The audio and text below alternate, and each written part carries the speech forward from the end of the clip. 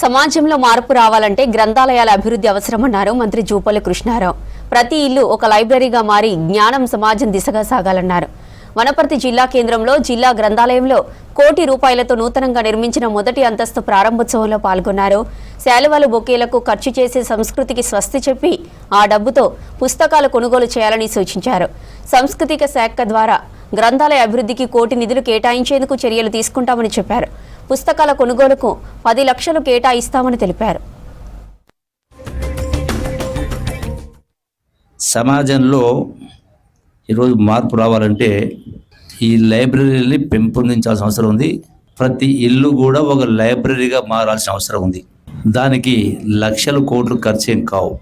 మన నిత్య జీవితంలో ఖర్చు పెడుతున్న దానిలో ఇప్పుడే అంటారు మాకు ఎక్సైజ్ శాఖ ఏమవుతుంది, ఆ ఎక్సైజ్ దాని మీద ఖర్చు పెడుతున్న దానిలో రోజు ఖర్చు పెడుతున్న దానిలో దానిలో 10 పైసలు ఖర్చు పెడితే ప్రతి ఇల్లు కూడా ఒక గ్రంథాలయం అవుతుంది. ఈ రోజున మనం చూస్తూ ఉన్నాం, ఎడ్యుకేషన్ విద్య అనేది లిటరసీ రేట్ అనేది గడిచిన 30, 40, 50 సంవత్సరాల రేటు పెరుగుతూ ఉంది. లిటరసీ రేట్ పెరుగుతూ ఉంది, కానీ క్వాలిటీ తగ్గిపోతూ ఉంది.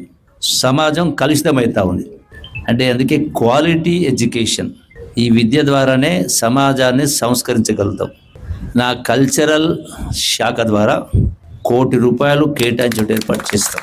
ఒకవైపున లైబ్రరీలు పెరగాలి, జ్ఞానం పెరగాలి, ఆలోచన పెరగాలి, మారాలని అనుకుంటూ, రెండో వైపున ఎప్పుడు ఏ నాయకులు ఎవరు వచ్చినా ₹100 ఖర్చు పెట్టి అవేంటివి శాలువాలు కప్పుతా ఉన్నాం, బొకేలు ఇస్తాము.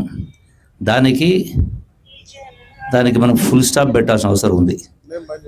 మరొక ₹10 లక్షల ఈ ₹1 కోటి కాకుండా మరొక ₹10 లక్షల వనపర్తి జిల్లా కేంద్రంలో ₹10 లక్షల కేవలం పుస్తకాలే కొనిచ్చి ఏర్పాటు చేస్తాం. ఆ పుస్తకాలని ఎక్కడ పెట్టాలో చెప్పండి మీరు. ఆ పుస్తకాలని అంటే అవి కూడా గొప్ప వాళ్ళ పుస్తకాలు, విలువలు పెంచే పుస్తకాలు.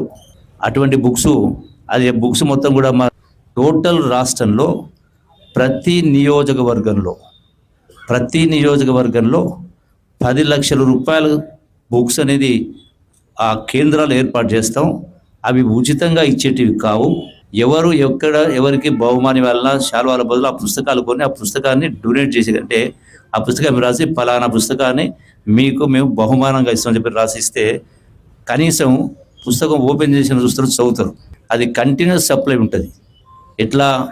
ఎట్లా కొనుగోలు చేస్తూ ఉంటే అట్లా కొత్త బుక్స్ ఏర్పాటు చేస్తాం. కాబట్టి ఆ పుస్తకాలు రాసే వాళ్ళకు, గొప్ప వాళ్ళకు, అప్పుడు చాలామంది బీదవాళ్ళు పేదవాళ్ళు ఉన్నారు. సో కాబట్టి వాళ్ళకు కూడా కొంత జీవనాధారం ఉంటుంది. కాబట్టి సో ఆ యొక్క ఏర్పాటు చేసే కార్యక్రమం చేస్తానని చెప్పి మనం